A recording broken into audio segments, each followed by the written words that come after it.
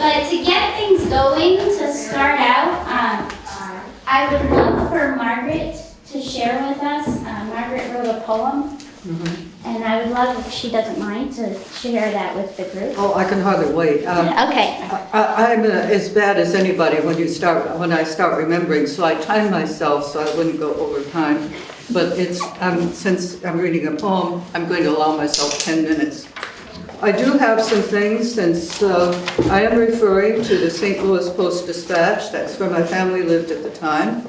So if you'll just pass around the front page of the December 8th, which was a Sunday edition. And that shows what people felt and knew and what was happening at the time. And I also have a cartoon that shows a rather optimistic view of how easy the war was going to be. So here we are. And since I will follow the protocol for the storytelling, my name is Margaret Langford. I was 5.5 going on 6, very important at that time, when I experienced Pearl Harbor with the rest.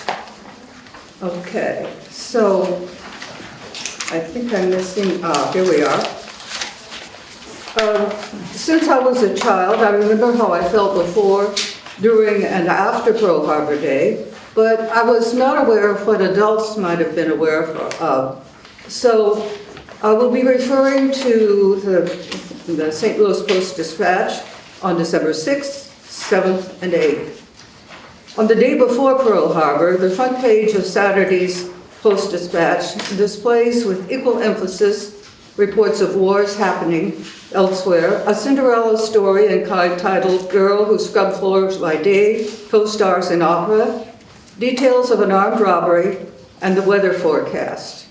As you'll see on the front page of the Post-Dispatch on the 8th, there's a little weather bird down in the corner. So on the 6th, the little weather bird wears civilian clothes. On the front page of the 7th, there's a similar mix, and the weather bird is still dressed as a civilian. However, on December 8th, the day after Pearl Harbor, there's a dramatic change. We have a picture right front and center of President Roosevelt addressing joint houses of Congress. Now, Congress authorizes wars, which may be a surprise for people today. But President Roosevelt had read his Constitution and he knew what he had to do. So he's right there requesting Congress's authorization to go to war. But the little weather bird down in the corner now is standing very erect in the uniform and saluting an unfurled flag. Now back to the 7th, when the news comes breaking everywhere in the U.S. throughout the day. This Sunday, we're now on the 7th, at 440 Greeley in Webster Groves, Missouri, my mother, father, and I sit listening to our favorite programs. When the first Pearl Harbor report briefly cuts into our program, it's early afternoon. The CBS's World Today tells us the Japanese have attacked Pearl Harbor, Hawaii by air. President Roosevelt has just announced, and for us, at this time, a time portal opens which propels us to a new reality. Nothing will ever be the same again. So the day the world changed. This lazy Sunday, not much is happening, not much at all. Cozy kitchens broadcast homey breakfast smells. Habit dictates the routine. Sunday paper, the comics, and the radio casts. Outside, children chatter and play with dogs and bikes on winter lawns and sidewalks. Some adults who venture forth will choose a matinee. Today's features a comedy, The Navy Blues. It's a quiet time for most, a boring time for others. Soldiers, idling in their camps, question their utility. Wilson's piece, marked by the cruel 30s, lingers on. No sons and fathers leave us now, some never to return. Flanders Field, the front, we fought and won the World War. That war lines proclaim one local death. Mussy, the gorillas at the zoo. deaths overseas in Dunkirk, France, and the Sudetenland belong to European others. We know just one imagined war, Wells' Radio War of the Worlds, for which he, Orson, not H.G., apologized. He scared a nation with his clever simulation. Suddenly, the broadcast words slice knife-like through the air, excising all tranquility. The Japanese have attacked, streets and theaters empty.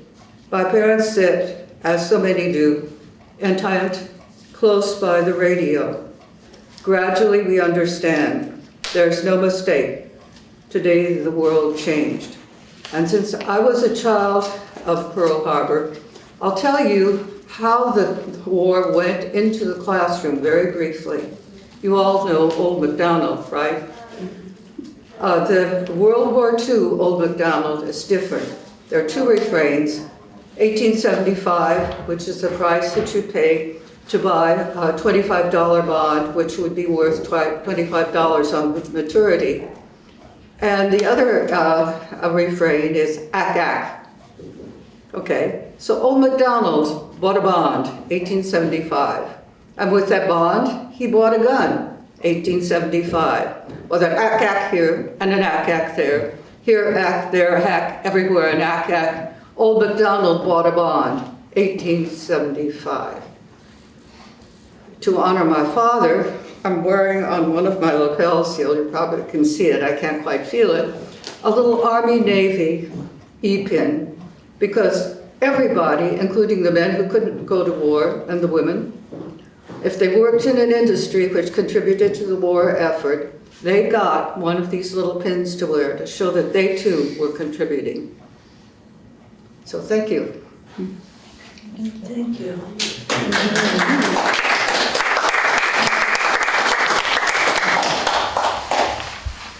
Well, Margaret started things out with, I like that you have this depiction, or you can vision your family around the radio, and I wondered what other people were doing when the news about Pearl Harbor came on the radio. You want me to give my whole story now? Sure, if you could start with your name. My name is Robert Hall, and I was a teenager in 1941 when Pearl Harbor occurred. My adopted brother, whose parents had died the previous year, and he came to live with us, was a month older than I was. He was born in September of 1927. I was born in October of 1927. We were both teenagers and in junior high school at the time, and Pete, my brother, turned to me and he said, "I'm going to join the Navy." Now, you could join the Navy in those days when you were 17, and 17 was the, 18 was the draft age. You had to be 18 to be drafted. I was obviously 16, if he was 17 at the time, and Pete turned to me and he said, "I'm going to go up and join the Navy. I'll be 17 very shortly." So I had to get ready to be 17 in order to go into the Navy with my buddy Pete. So I went to the town hall, and for 50 cents you could get a birth registration card that listed your name and your birth date, and you used that to prove that you were old enough to go in the service.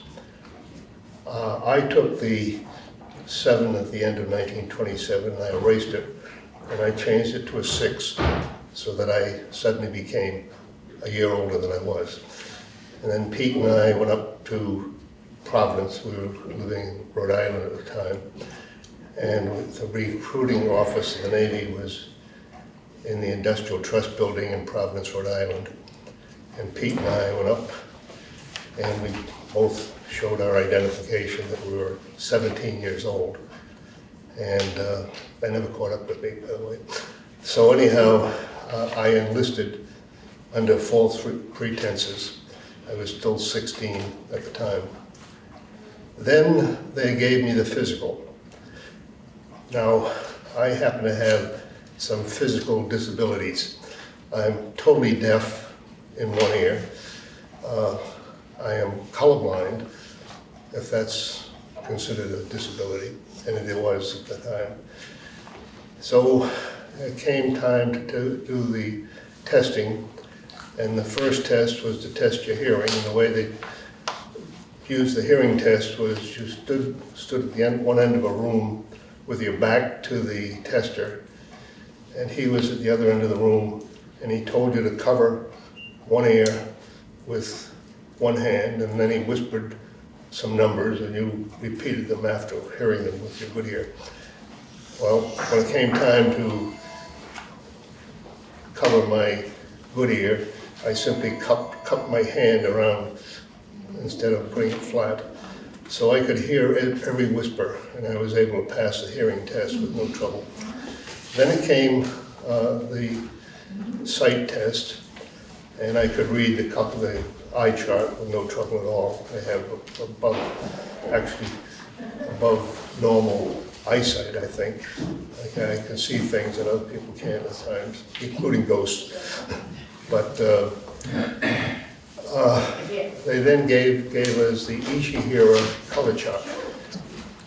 And for those of you who know what the Ishihara color chart is, these are circles made up of colored dots of all different colors. And in the middle of this, you can read a number, which stands out because it's one particular color in the middle of the chart. The Japanese, by the way, are the most colorblind people in the world, and that's why they developed this Ishihara color chart. So the Navy, coincidentally, was using the Ishihara Japanese color chart as a test to determine whether you could come into the Navy and fight the Japanese, which is kind of odd. Anyhow, I couldn't read the color charts because I am red, green, blue, purple colorblind.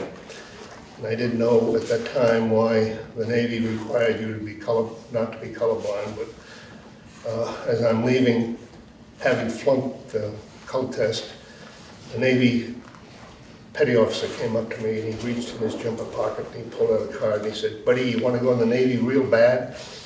And I said, "Yeah." He said, "$20 worth?" I said, "Yeah." And he handed me this card and I said, what is this? He said, "It's the name of a Navy pharmacist mate who was dishonorably discharged, and he stole the color charts when he left. And he's right down the street here in Providence, and for $20 you can go there and he will teach you to read those color charts." And so somehow or other, I'm a 16-year-old kid, but where I got $20 during the Depression, I don't know, but I came up with $20.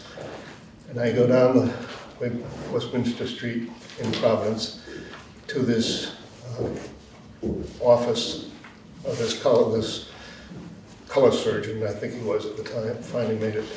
Anyhow, for a period of about a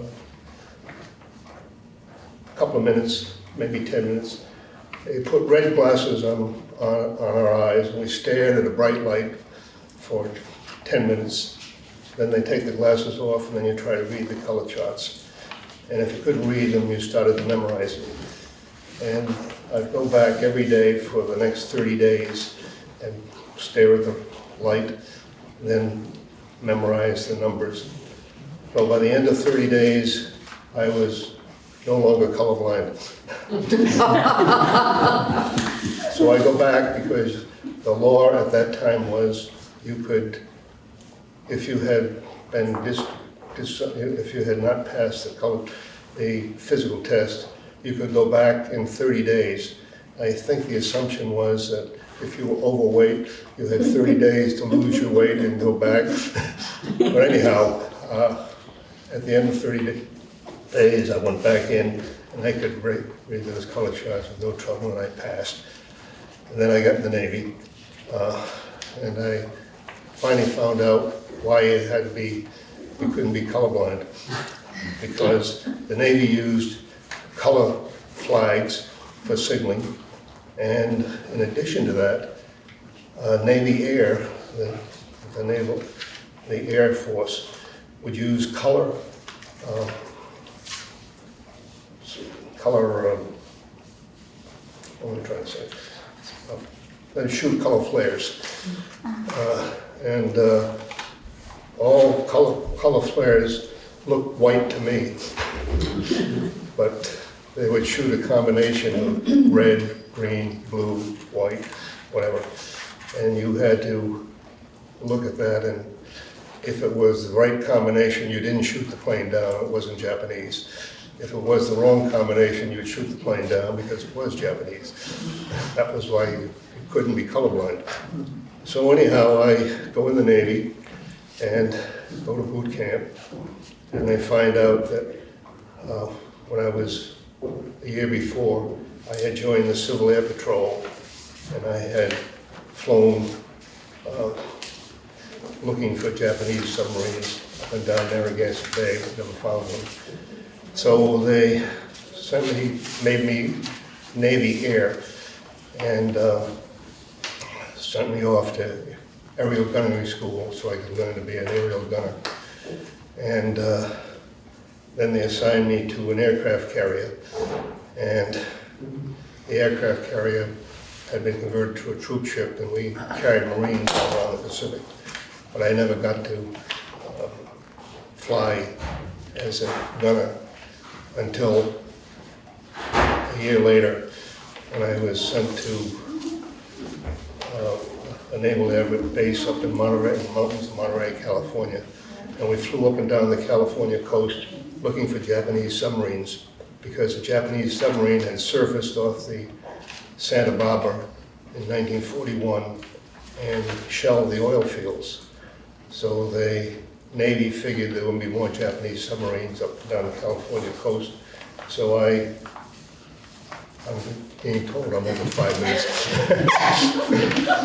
So I flew up and down the California coast as a gunner, a rear seat gunner, looking for Japanese submarines. And pilots, in those days, they hadn't invented the bikini yet. So all the pretty girls used to sunbathe on the beaches, and the pilots, instead of flying over the water looking for the Japanese submarines, would fly over the beaches looking at the beautiful girls. So we never did say Japanese submarine.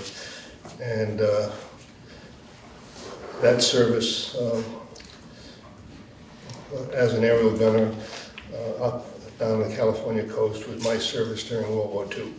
So that's how I got in the Navy. Thank you very much. Thank you.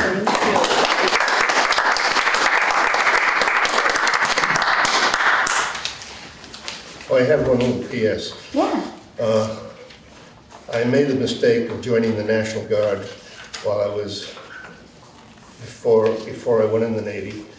And I was in the National Guard. I got out of the Navy in 1945, and the war ended. And the next thing I know, I'm in the National Guard, and they activate the National Guard because Korea is invaded. And so I'm suddenly called back into the Army as a sergeant first class in the Army during the Korean War. And so that's the rest of the story. Thank you. Does anyone else have a memory they'd like to share of where they were on that day? Well, I'm Barbara Mars. This is just a reminiscence, not a story.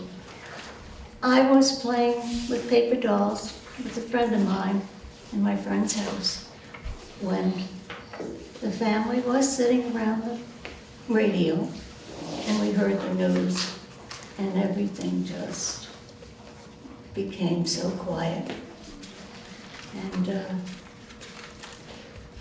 And my father came to pick me up.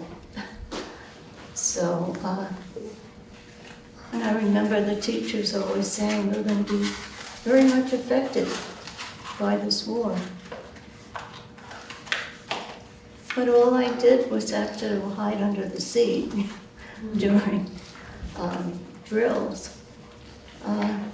But I I did see so many people, so many young men leave. And my sisters were of the age of dating, and I know they felt very sad, and of course, it put a hole in their lives at that time. What grade were you in at that time? Well, I was, don't leave this room. I was 9. Where were you? I was in Brooklyn, New York. So we got the news ahead of you, I think, or maybe later. I don't know the time zones. But of course, it did make a big change.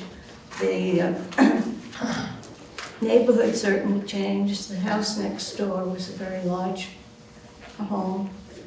And the doctor who lived there rented out rooms to servicemen and their wives. And so we got to meet a lot of people that were serving in the Army and the Navy. And I do have one little remembrance, and it's in terrible, terrible shape. But this is a war ration book that I found. And it's still, I don't know if it's any good. There's still some stamps left. You could pass it out before the food comes around. Yeah.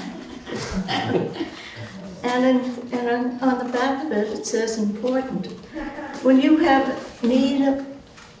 need your ration, salvage the tin cans and waste fats. They are needed to make munitions for our fighting men. So there's always something that they're promoting. And I remember those cans on the stove filled with bacon fat, which we saved. And my father was ahead of the block. He had to make sure everybody had sand in their vestibules.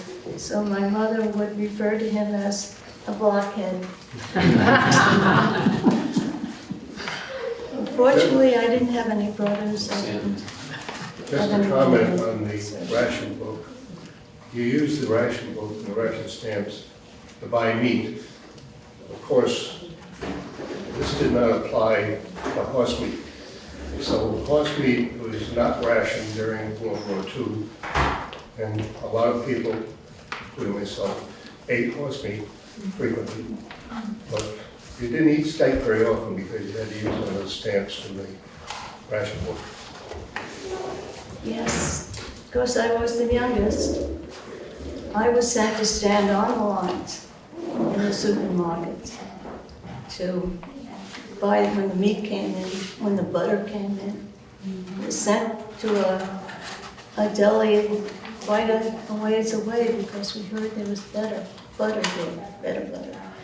And when I got there, the gentleman wouldn't sell it to me because he didn't know me. I was just okay. Do you have a memory of how your parents reacted to the radio announcement? Or did they talk to you about it? Oh, no.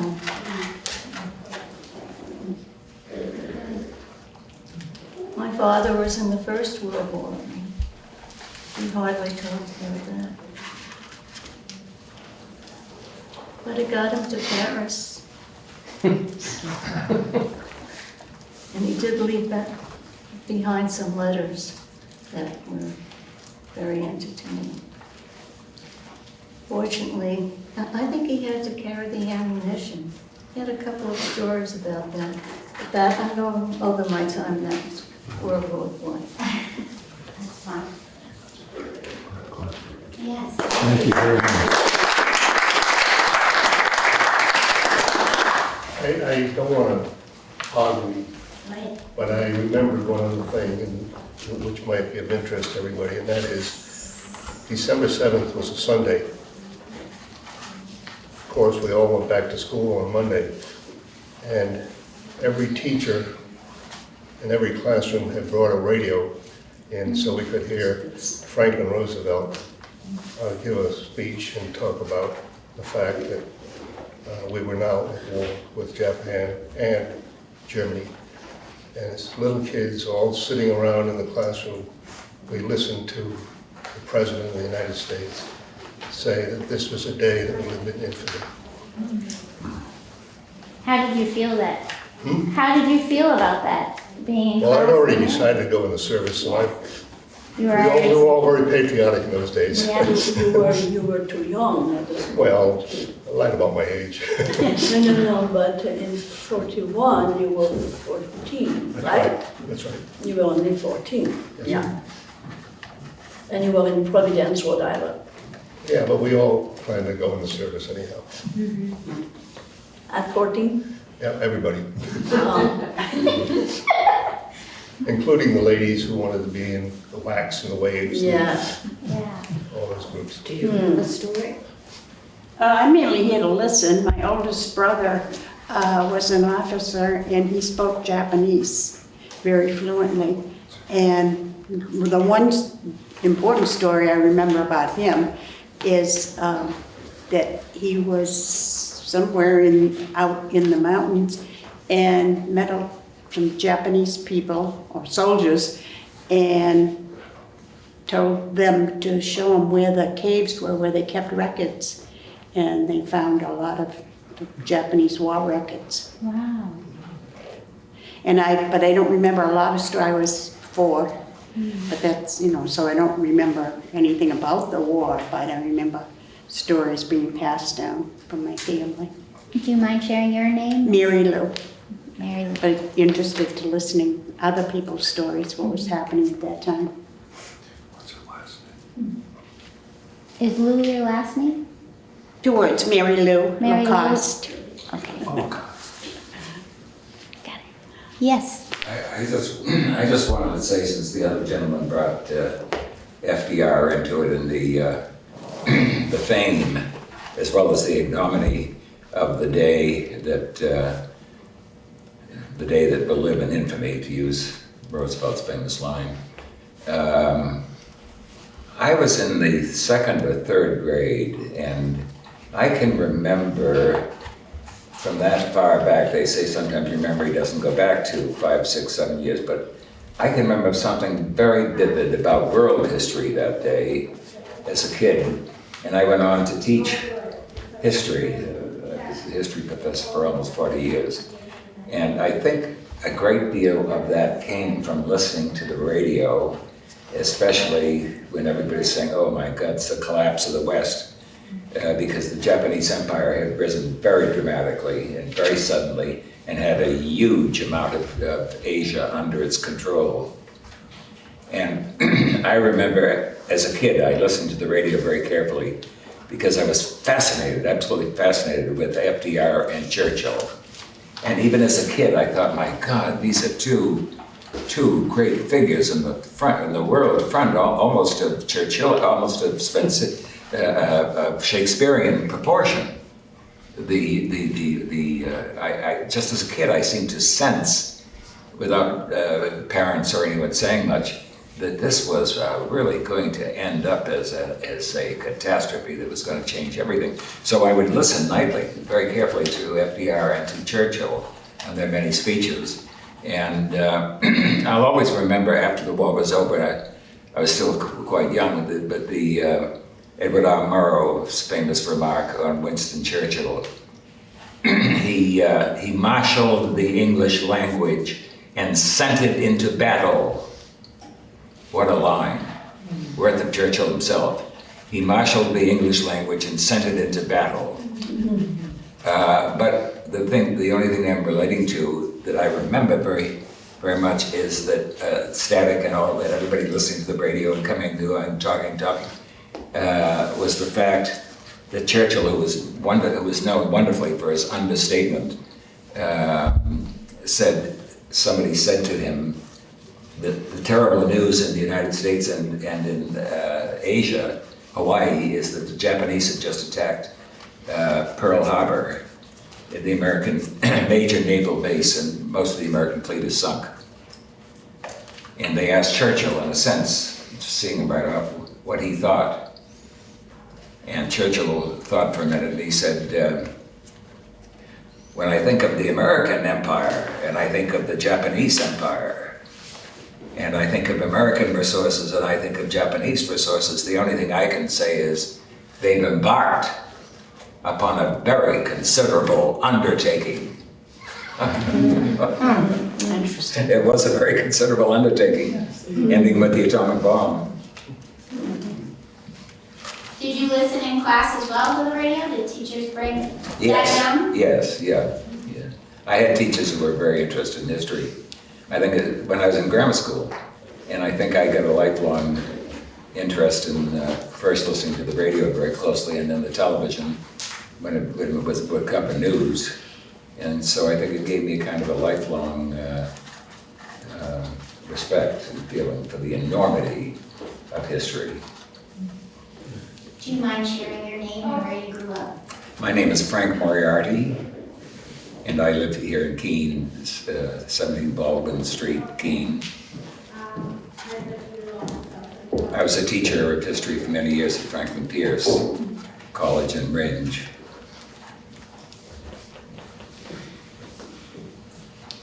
Hi, I'm Bert Boyce. It's my wife Sally. We live on School Street in Keene. If you ever need a cup of coffee, it's right behind Remax. Okay, you just knock on the door, we take care of it. Okay. Back in my younger days, okay, as a golfer, okay, I met a friend of mine called Harry Anaba. Harry Anaba was a pearl dealer. He went into New York City 2 or 3 times a week to all the high dollar diamond places and all that stuff, and that's what he did. He was also a heck of a golfer, and I ended up putting on a tournament called the Pearl Harbor Open, okay, on December 7th. It was just warm enough to do that. This is Connecticut. Okay, in Connecticut, so it was, you know, not too bad. It was like 38 or 39. So in my career, I was able to know a lot of people, so in the technical high school that I taught at, there was a aircraft maintenance outfit, and the guy there had an airplane over at the airport that was nearby in Danbury, and I got him to put 2 red balls on the bottom of the wings of this aircraft and take it up, and while the tournament was just starting, there's like 40 golfers there, over comes this fake Japanese zero and everything, of course, you know. And I made Harry wear a hat with the pull down thing and put a penny on it with a Japanese zero on the chest. So the guys went nuts. I mean, it was like 40 guys going, Banzai! You know, I mean, it was just nuts. And then after the golf tournament, we went down to a restaurant, Chinese restaurant down below, and we had, beer and wine and something to eat and everything. But that was When were you doing this? What? When were you doing this? Before her time. It was back a number of years. I was still a young guy then. So it was, probably in the 60s. Yeah. I think the important thing is that the Japanese and the Americans ended up playing golf and having a good time. Yeah, I was gonna ask, what made you want to start that tournament? Well, Harry was an avid golfer. Okay, and we went all kinds of places together playing golf and everything, okay? Because as a pearl dealer, okay, he went into New York City maybe 2 times a week. The rest of the time, he's home doing his, whatever he's doing, everything. And of course, he could do that at night, so you could play golf during the day. So, Harry would call you, you want to go play? Sure, okay, so I would play hooky from school, okay? Don't tell anybody. Okay? That was the deal. That was it. Interesting guy, interesting family, really nice. He was Japanese? He was Japanese? Oh, yeah. Oh, Yeah, he was born in alright. Japan. Oh, okay. Yeah. So how do the neighbors take it? Did they? Harry was like you or I. I mean, he was just, and his family, everybody was great, okay? And he passed about 3 years ago, no, more than that, maybe 6 years ago, 7. Yeah. And his family had, everything was private. They did invite Bert, and they had a big Japanese spread. It was quite interesting. Quite a guy. What about the neighbors? This is Bridgeport? No, he lived in Reading, which is outside of Bridgeport, maybe like 50 in the country. There was not a lot of, he wasn't in the city. Was he treated differently after the attack on Pearl Harbor? No. I mean, not that he told me. I mean, I don't know. He, like I say, he went in every 2-3 days a week. He went in New York City to the pearl dealers, all the big, diamond dealers down there, Cartier and Harry Winston. That was his business thing. Okay, they took him out to lunch, whatever. But really, super guy. Later in my life, my family and I lived in California, and one of the first things that my father wanted to do was to take us from Fresno, where we lived, out to Pinedale and show us the remains of the barracks where the California Japanese were interned. Yep. And I don't know how many of you realize that a lot of people who were not too scrupulous took advantage of that internment to appropriate Japanese lands. And some people had to work much poorer lands than when they were released from internment, with no compensation for what they had until way much later. But other people were kinder, and I heard from my friend Phyllis that there was at least one group of people who all got together and bought the lands that had been taken from their Japanese neighbors and restored it to them with not charging a cent for the expenditures they'd made when these good people were released after the war. And some of you may not know that the Italians were terrified when there was a regiment of Nisi who joined the army and fought in Italy. And when these Japanese came into Italy, the Italians thought, oh my God, we must have lost the war. What happened to our allies? Because here was this Japanese regiment, or battalion, or squad, or whatever it was. I'm not too good on military details, except when I've rehearsed them. Yeah.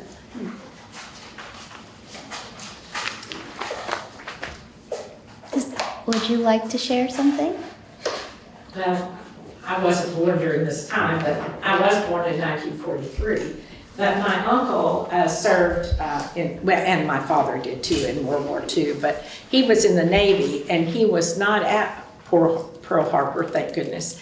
But he later, the ship that he was on was an aircraft carrier, and they were bombed in the Pacific Ocean by the Japanese, and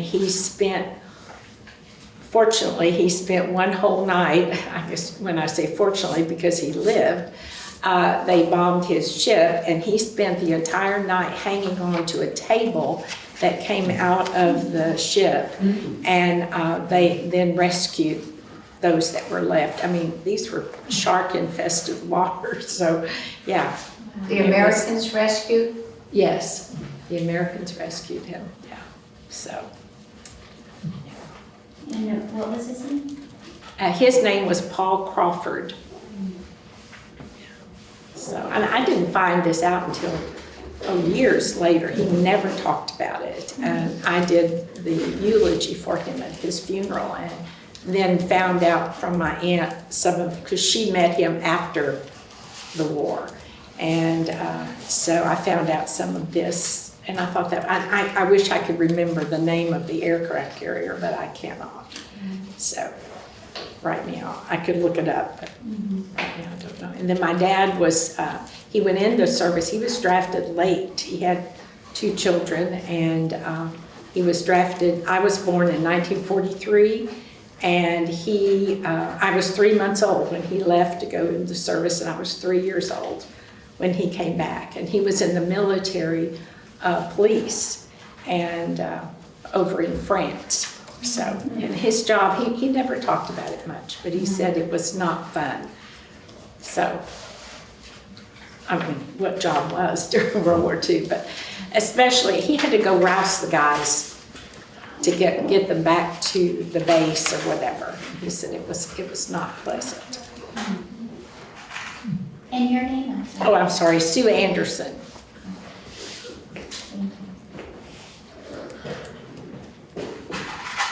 How are you doing? Is everyone doing okay? Would anybody else like to add a memory or? Well, I sort of have. I was 5 years old living in the Bronx, and my father was a physician, and we lived in this apartment, and his office was in this, and my cousin and I used to make faces at the people that were waiting in the waiting room. So it was a wonderful life. And then the war came. And my dad, they needed physicians, and my dad went to war. And it was a very sad time because my mother moved us to Elmira, New York, which is not New York. Oh, no. But it's a nice little town, and my grandparents were there, and it was a time, but miss my father terribly. I can still, he's the one that told me to come today. And it was a different time, and there was no conversation about anything. And if something was on the news, it went off the news, and it was a weird time for a kid. And but they made life as nice as possible. And then the war was over, and my dad didn't return. He was alive, but things were very different. And it took some time, and he recuperated at a hospital and became, instead of a surgeon, he was an eye, nose, and throat man. And I imagine for him that was extremely boring. And it was a very different time. And I guess the scary part of it is not ever knowing anything. You know, he would send letters, and there was a big map of where things were in, I think at that time it was, I don't know. But anyway, he's the one that told me to come here. And so it's a different side of the war, but it was a great impact, that's for sure, for everybody involved. What's your name? Oh, Cash Caravetta. Last name, please? Caravettas. Caravettas? Yeah. Where's your father? Is your father, does he live in Keene? No, he was a Bronxer, a New Yorker. Is he still alive? No. No. I'm just curious, I'm wondering how many people here remember air raids? We used to have air raid warnings. The siren would go off, the lights, you have to put all the lights off if it's night. And if we were with the air raid group, I was an air raid messenger. And we used to carry messages from one post to the other in the dark, running as kids. We'd be running in the dark with a message from one post to the other because they didn't use radios for some reason to communicate with the face. But the air raid warning was something that I'll never forget. We wake up in the middle of the night with this siren going off, thinking the Japanese invaded or the Germans had bombed or something like that. But almost everybody here remembers air raid sirens. So describe a blackout. Well, the blackout was automatically required by law that as soon as you heard the air raid siren, you had to turn off every light in your house. Every single light. Couldn't be a light showing any place. And the air raid warden, the first job he had was to go around the neighborhood, his neighborhood, and he'd look in every window. If he saw any light any place, he'd knock on the door and I guess issue a citation or something. I had forgotten about those, but my older sister and a friend were early born in high school. And, you know, beginning to remember all that. We had to recruit everybody, including high school kids. They were out making sure nobody had any lights on. We had the light from the radio. We'd have to put something in front of it, cause it glowed and. And the other thing was we ate a lot of Spam. You're lucky to get it too.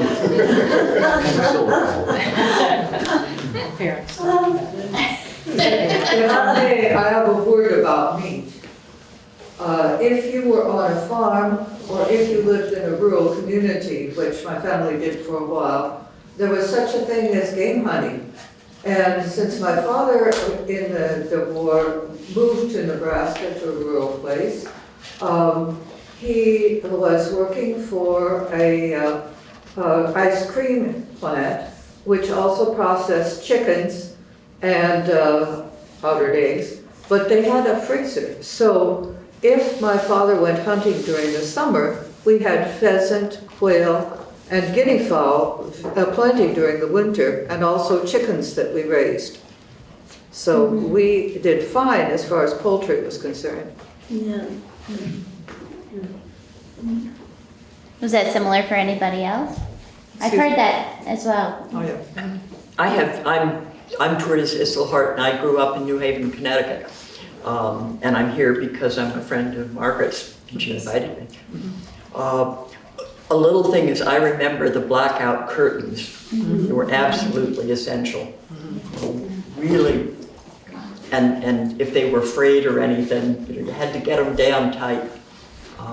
And then another thing, I had an uncle who served in the Seabees, and I cherished, he sent me a gift of a little, it was a tree, and it was made out of rubber, which they came from the part of the world that he was in.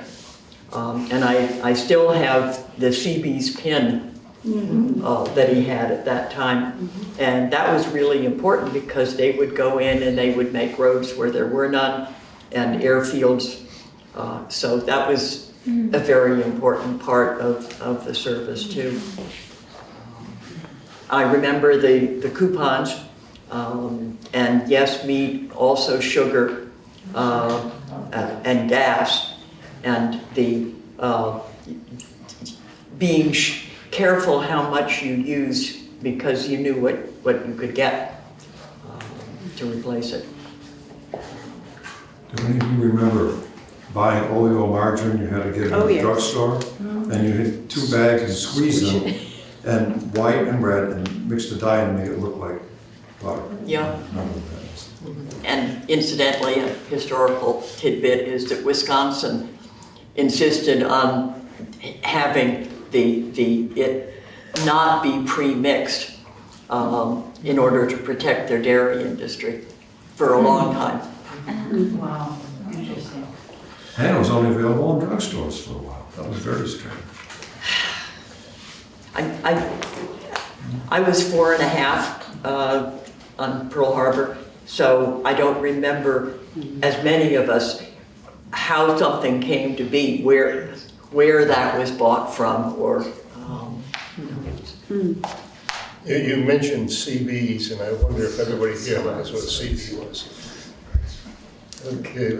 Construction Battalion. Letter C, letter B. It stood for Construction Battalion. And during World War II, the Navy recruited a tremendous number of laborers, people who worked as carpenters, people who worked as masons, people who worked as electricians, any kind of a trade. And they became the CBs. And the CBs, well, they actually invaded Okinawa, the CBs invaded Okinawa. But the CBs, as soon as they would land, they would immediately build an air base so the planes would have a place to land. That was their first job, was to build the airstrip. And their logo was a bee. Yep, it was a bee. Busy bees. Busy bees. Yes. So you will have to help me with my memory.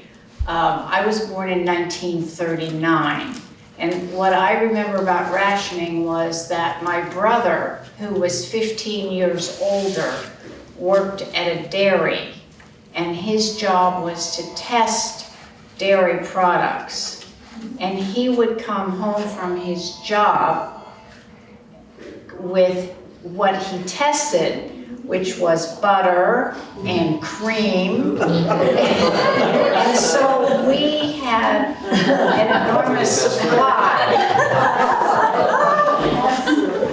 And I can remember my sister, who was 10 years older, telling my mother that I shouldn't, because I would just eat, my sister says, eat butter by the spoonful. And telling my mother that that was not a good idea.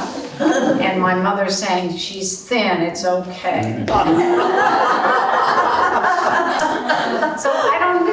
I don't know, would butter and cream have been rationed then? Yes.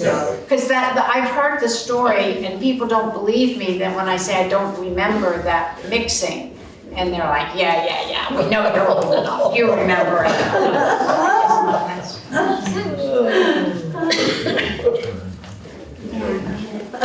I've got one little tidbit. The end of the war, we were visiting my grandparents up in Wisconsin, and would have been August, I guess, and we were standing out in the rail yards, and all of a sudden we heard doot, doot, doot, doot, doot, doot, doot, doot. Then one of the engines was making the V sound for victory. Or the V Morse code, I guess. Yeah. So that was VJ Day. Yeah. Oh, go ahead. Hi, I'm Bob Perry Smith. I was about -11 at the time of Pearl Harbor, so I don't have any memories of it myself. But I can pass on some secondhand memories. My father-in-law was at Pearl Harbor on the day of the attack. He graduated from college in '37, enlisted in the Navy a couple years later, I think. And by '41, he was a gunnery officer on the battleship California. And I don't have his whole story, but I do remember some aspects of it. As you probably know, the attack was very early on a Sunday morning. He, I guess, heard some sort of hubbub above deck and came up on the deck. He saw his crew waving at him. He waved back, and they apparently took that as his go-ahead to fire. And so he was totally surprised that suddenly they were firing because he had just waved at them, but he didn't know the circumstances at that point. Between that moment and several days later, when he was found wandering in his skivvies on land, I don't know what happened. What he was suffering, I'd say, from what we would now call post-traumatic stress disorder. And his mother wanted to get him back. They lived in Cambridge, Mass. And she couldn't get the Navy to agree to release him. So she traveled across the country, somehow got on a boat to Hawaii, went to see whatever the appropriate admiral was at Pearl Harbor, and did secure his release and bring him back. And he eventually recovered. He later became a professor of political science, and of course was called upon often to talk about his memories of Pearl Harbor, although he was really pretty much of a pacifist, so his memories and his slant on them weren't always enormously popular with the people who wanted him to speak on the Pearl Harbor Day observation. My wife is actually is a writer, and is, after she finishes her current project, she wants to do something about mothers at Pearl Harbor, beginning with that story. But she's interested in collecting stories of the experience of mothers of veterans who were at Pearl Harbor or had some related experience. So if you know of any, let me know. Thanks. I appreciate that because it reminded me that I had a follow-up question to your story, Mr. Hall. Before credit card? You lied about your age. What were your parents thinking? I'm still deaf. You can't fake it, You lied about your age, what your Yeah. parents were thinking about that. Yeah. I don't know. They never told me. They never told me. I imagine my father was, I think he was proud of the fact that I had gone in. My mother certainly wasn't, because I know she prayed every day and every night for me, all through World War II and all through the Korean War. But, I do remember December 7th, and I didn't mention that. I had gone to a parochial school in the first 6 years of my schooling. And the parochial school was located in East Providence, Rhode Island, and we lived in Riverside. It's about 7 miles away from the parochial school. And on December 7th, they had a play, they put on a play, the students put on a play, and I went up to the play, and I was walking home, and a Gulf oil truck came along and stopped beside me. My father was a Gulf driver, and all the Gulf drivers knew the kids, and this Gulf driver had seen me walking, and he stopped, and he picked me up to drive me back to Riverside. And he was the one who told me about the Japanese bombing Pearl Harbor. That's where I first heard about it. And as soon as I got home, I ran into the house, and my parents, my brothers and sisters were all gathered around the radio. They didn't have television in those days. Nobody had television. We all had radios, though. We're all sitting in chairs around the radio listening to the reports about Pearl Harbor.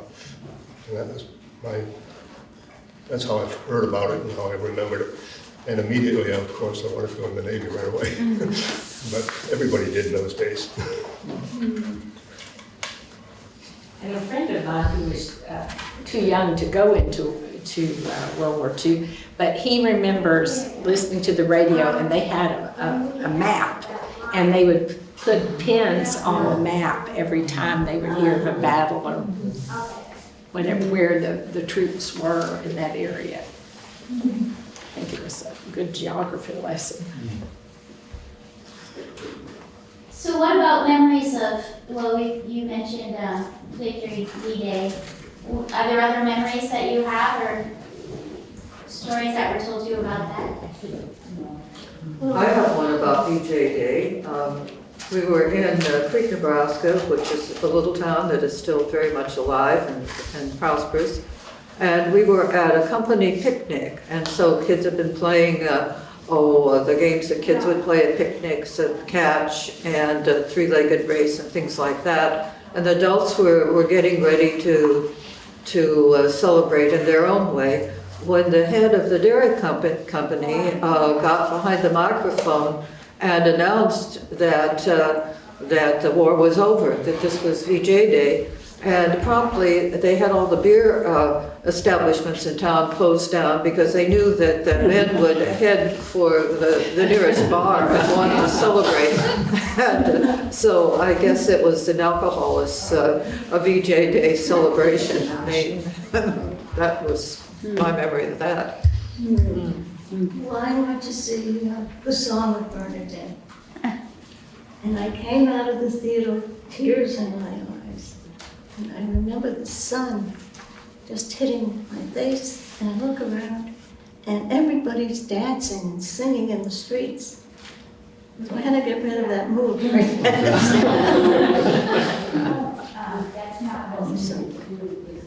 I should admit, I did not grow up in that era.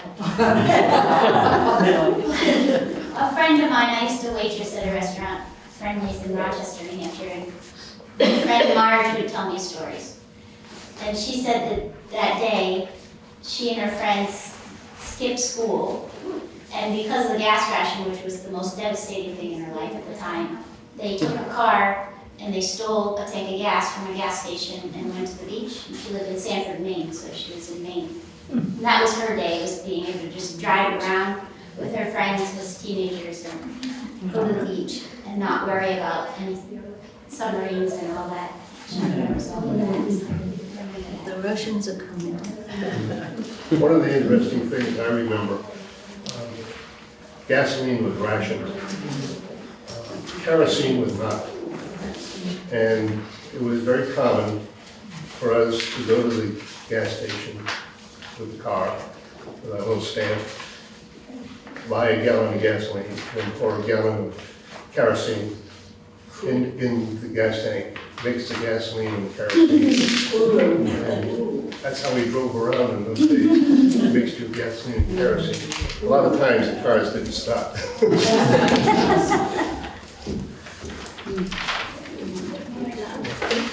So I think maybe, is there anything anybody wanted to say before? Yeah, go ahead. Well, I'm Cameron Tees. I was born in 1948, so this is, I waited to hear everybody else's story, but I grew up outside of Philadelphia, and my father joined the Marines at 18 right after Pearl Harbor, and my godfather joined the Marines, and somebody in the neighborhood who I ended up calling Uncle Bernie joined the Coast Guard right after Pearl Harbor. So as I was growing up in the 50s, they were all together with my mother and godmother and and the kids around the table every Saturday night. And of course, they didn't talk about the war per se, but Uncle Bernie was always jabbing at the Marines, and the Marines was always jabbing at the Coast Guard. And then I had the honor some years ago, not too many years ago, when Uncle Bernie passed away, to speak at the service.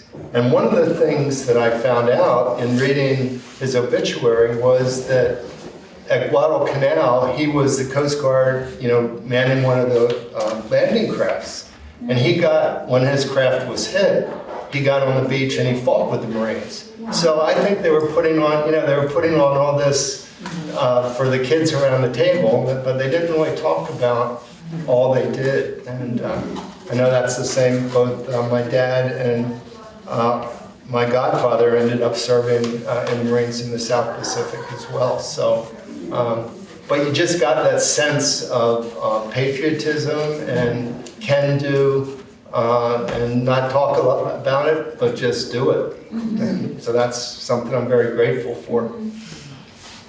One of the things the Historical Society does on occasion is we are invited into the high school classrooms to talk to students about what's a primary source and what's a secondary source. So a book versus a historic photo, for instance. And so one of the programs we do is a World War II program, and we split the kids into groups. So one group has ration cards and books, and they have to try to figure out how much things would have cost looking at the coupons. And another group has Civil Air Patrol information, how to spot planes, and looking at what Keene High School kids were doing, joining the Civil Air Patrol. So all things that teenagers would have been affected by. And then, of course, the blackouts. So we do have a photo that we used in an exhibit of Keene during a blackout. So the before and after, which is quite fascinating. And so the biggest thing that comes out of that is that teenagers are absolutely shocked that anyone would trust teenagers to help spot planes and get involved in a war effort, and because they always say, well, nobody would trust us with that today. And the teacher kept saying, you guys would be the fastest. You'd be taking selfies with your phone with an airplane up above, and it would get out on Twitter in 2 seconds. Everyone would know that a plane flew overhead or something. But it does make me wonder, as we talk to students about the experiences that some of you have had growing up as youngsters in that era. What are your hopes or wishes that you would have for a generation today? What is it that you would want to impart upon this generation that's growing up learning about those stories? Anybody? I can add just a little bit. His mother prayed for him. His mother was Ruth, and Robert is famous, almost infamous, for being late all the time. Sleeping late, eating slower, and being late everywhere, until he met me, of course. And his mother prayed very hard for him, and one morning you were supposed to be part of the crew, fly, and he was late, he went aboard, of course, in time, and the plane crashed and they all died. He was not there. I was like, Ruth prayed very hard. Wow. Yeah, that saved his life to be late this time. Wow. Yeah, never know. I would say, I think people should realize that children are really pretty trustworthy if you take them where they are and what they can do. Because my family trusted me to walk to school alone. And today, as say you have a 4.5-year-old toddling off to someplace, well, I had to be older than that to go to school, but I wonder how many people who have 5-year-olds or 5.5-year-olds would let the kids walk any distance to school and to go out and to unsupervised to play in the neighborhood. And we all had chores for which we got a little bit of money, and we had a sense of what was, not always, but sometimes, what was good for others. So we actually saved our dimes to buy bonds. You know, people helped us out, but and we did the tinfoil business. Nobody knows what tinfoil is today. And we collected milkweed pods, and my friends even collected strands of beads for soldiers going to the South Pacific. And we felt a sense of responsibility because we were told that we could be responsible. And I understand that times have changed and things are dangerous, but we had danger too. Yeah. You mentioned tinfoil. I was going to mention that I remember the real tinsel on the Christmas tree, and which you separated out and then stored it from year to year to year because it was really good and it hung nicely and straight down, whereas the plastic kind goes wherever the static electricity wants it to go. So yeah, I remember. I often wondered about lead poisoning because in those days, toothpaste tubes were lead. And we used to roll this tube as flat as we could for the collecting to make bullets and these bullets. But if you think about it, the toothpaste tube with toothpaste itself had been soaked in lead before we brushed our teeth. We all grew up with lead poisoning, I guess. Was there anything else somebody wanted to mention?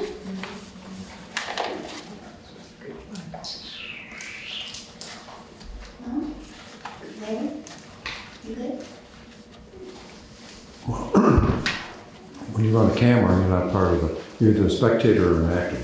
That was Hamlet's problem. He couldn't make up his mind which he was. But I was thinking about my a cousin named Tommy Caracciolo, who was in the tank corps in Europe. And he was a great guy, but if you go to the cemetery in Pennsylvania, the town where all my relatives are from, there's one, all the grave markers are standard stones, some flat on the ground, but there's one that's elevated with granite on 4 sides, maybe this high off the ground, then there's grass on top of that, then the stone. You see what I mean? He refused to be buried underground. He promised, he made people promise, his whole family, that because he'd been in a tank, he couldn't stand. He had claustrophobia times 20. He insisted on being buried above ground, so the most you can come up with is this strange elevator. So you look in the cemetery, everything's right, then you see this strange looking little monolith thing with grass on top. And you know, it's,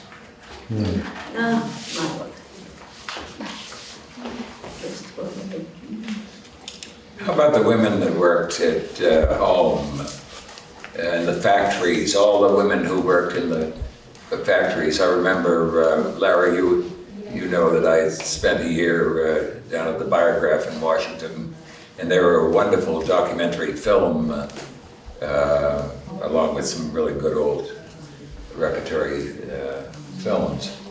But Rosie, what do they call him? Rosie? The what?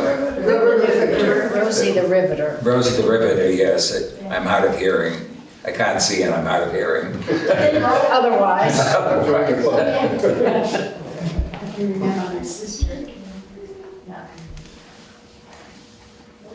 The famous film by Ken Burns on the wars, there is a lot of section of that.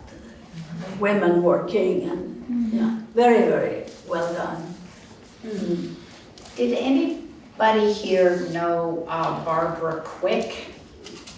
She died a couple of years ago and she was 96 at the time. And she used to say to me, I want to make it to 100, but I don't think I'm going to do it. I don't think I'm going to be able. But she was a Marine. And she made me look big. She was the tiniest woman. So I wish, you know. Really? Unbelievable. Yeah. Her husband is at Langdon Place, John. We'll have to corral John sometime. He's very together. It might be a good person for you to talk to. They were not from this area. They're from Arizona. I'm not sure why they moved here, but. One thing I speak about women, during World War II, all the able men, most of the able men were in the service. So not only women did the work, but also little boys, little children. I remember working, stamping out shells in a brass factory and working midnight to dawn. And I was at that time probably 13, 14 years old. And most of the employees in there were kids during World War II.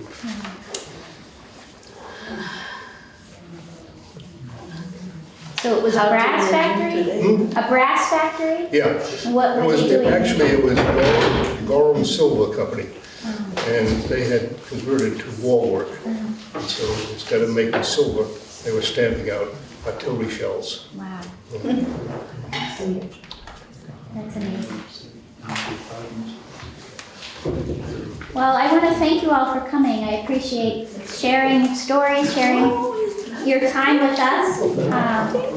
If you did not get a release form, which gives us permission to archive the film, let me know. You have your people there. But thank you. Thank you all. Thank you.